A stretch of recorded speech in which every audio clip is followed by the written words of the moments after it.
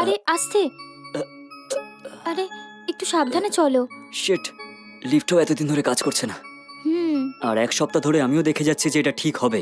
জানি না এই অ্যাসোসিয়েশনের লোকেরা কবে এই লিফটটা ঠিক করবে। কি করব, কপালে শুধু দুর্ভোগই লেখা আছে। এক হাত দিয়ে দরজাটা খুলে দিলে। আসো, তুমি এখানে দাঁড়াও। হ্যাঁ ঠিক আছে। শোনো না, এখানে বসো।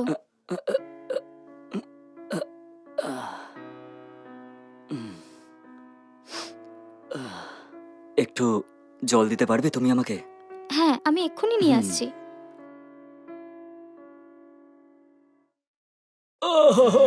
হে ভগবান, আমার কি হলো?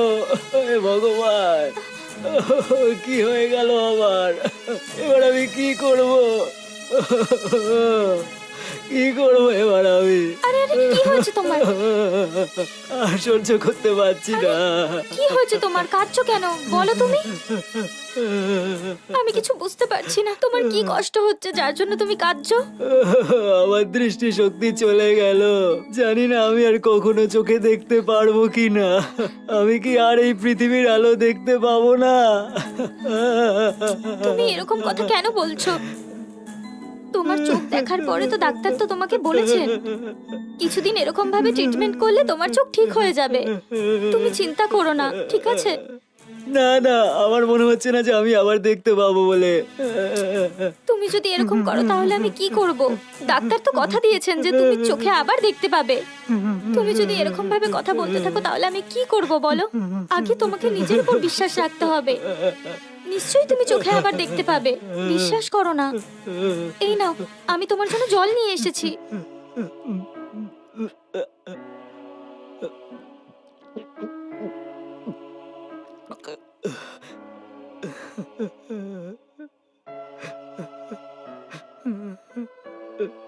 চলো ওঠো।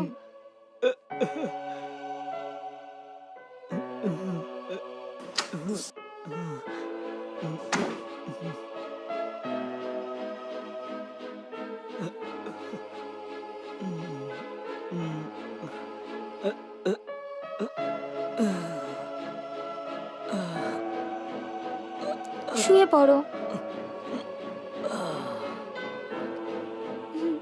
তুমি উল্টোপাল্টা ভেবে আর চিন্তা করো না, সব ঠিক হয়ে যাবে। ঠিক আছে, চিন্তা করো না।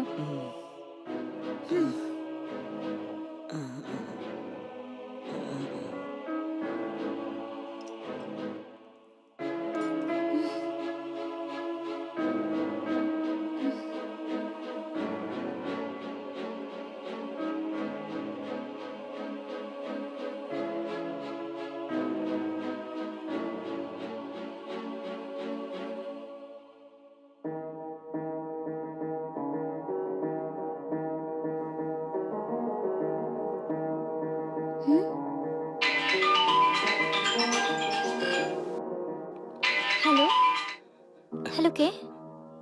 আমি কে সেটা তুমিই বলো। হ্যালো, আরে কে বলছেন বলুন না। আপনি ভিডিও কল করেননি, আপনি অডিও কল করেছেন। আগে বলুন আপনি কে বলছেন। আমার গলা শোনার পরেও তুমি আমাকে চিনতে পারলে না, তাই তো? মনে হচ্ছে তুমি আমাকে একেবারে ভুলে গেছো। এই, তুমি তুমি কৌশিক তো? ইয়েস, একদম ঠিক বলেছো। এতবার তোমাকে বলার পর তারপর চিনতে পারলে? হ্যাঁ, এসব কি বলো তো? এই, এরকম কিছুই নয়, তোমার গলার আওয়াজ আগের মতন নেই, পাল্টে গেছে। এই কেন কথা ঘোরাচ্ছ তুমি? আমি সবকিছু জানি, তুমি আমাকে একেবারে ভুলে গেছো, সেই জন্য এরকম অজানার ভান করছো। দেখো, এরকম কোনো ব্যাপার নয়। হুম আমি তোমাকে কি করে ভুলতে পারি বলো? হুম হুম জীবনের প্রথম ভালোবাসাকে কেউ ভুলতে পারে? কি করব, হয়তো ভাগ্যে এটাই লেখা আছে।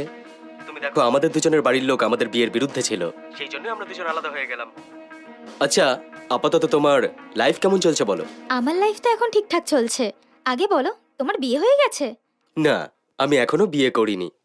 সত্যি? কিন্তু কেন? হে, তার কারণটা হচ্ছে তুমি। আচ্ছা, এটা বলো যে ফোন নাম্বার কেন চেঞ্জ করলে? অনেক কষ্ট করার পর তোমার বন্ধুর কাছ থেকে তোমার ফোন নাম্বার পেয়েছি। দেখো, আমি একটা কাজের জন্য মুম্বাইতে আসছি। আসলে তুমি ওখানেই আছো, তোমার সঙ্গে আমি দেখা করতে চাই, তাই ফোনটা করেছি। এরকম ব্যাপার? হ্যাঁ, তাহলে তো আমরা দেখাই করব। সান্তাক্রুজ এসেই তুমি কল করো, ঠিক আছে? ওখানে পৌঁছানোর পর কোথায় তোমার সঙ্গে দেখা করব সেটা আমি তোমায় জানিয়ে দেবো। ঠিক আছে তো? এই, আমরা কিসের জন্য বাইরে দেখা করব? আমার বাড়িতে চলে এসো, আমরা দুজন ভালো করে কথা বলতে পারবো। এসব কি বলছো? যদি আমি তোমার বাড়িতে যাই, তোমার বরের খারাপ লাগবে না? ও একদমই খারাপ ভাববে না, ও অন্য মানুষের মতো নয়, ও খুব ভালো। খুব ভালো ব্যাপার। আচ্ছা ঠিক আছে, দেখা হচ্ছে তাহলে। আমি তোমার জন্য অপেক্ষা করব, তুমি আসো, ঠিক আছে? ওকে, বাই বাই। বাই।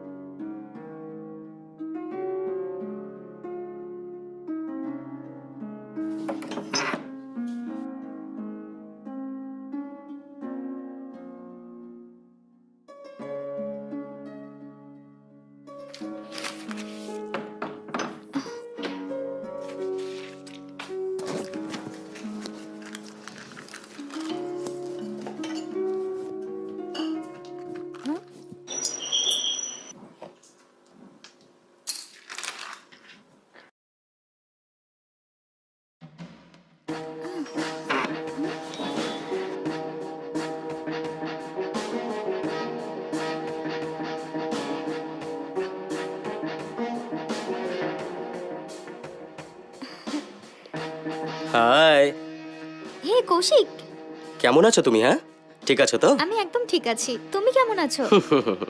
আমার আবার কি, আমি তো খুব ভালো আছি। বাইরে কেন, ভেতরে এসো।